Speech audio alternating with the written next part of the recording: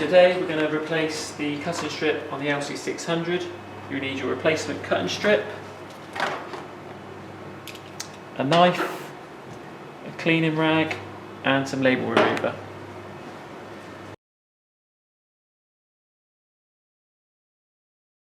So firstly we're going to turn the power off and then lift the top guard.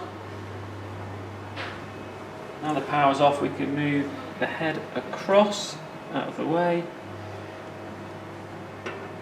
And now we're going to use our blade just to pick up underneath the old cutting strip, and we can gently lift away.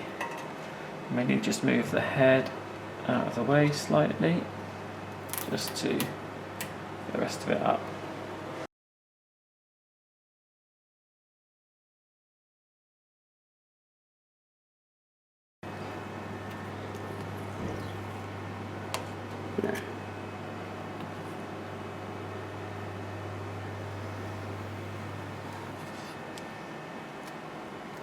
So in this track is going to be the old double-sided tape.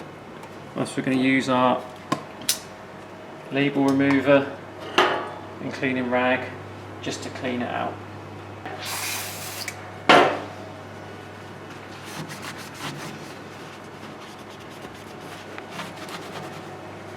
Okay, so now we've cleaned the groove which holds the cutting strip. If we now get our new cutting strip out, you'll notice it's got double-sided sticky tape on it.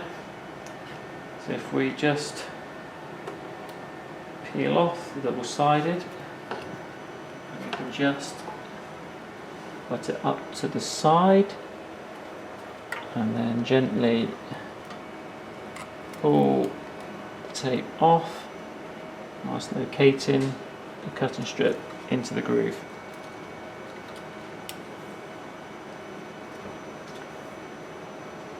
So when we get to about here, we might need to move the head and gently do that by hand.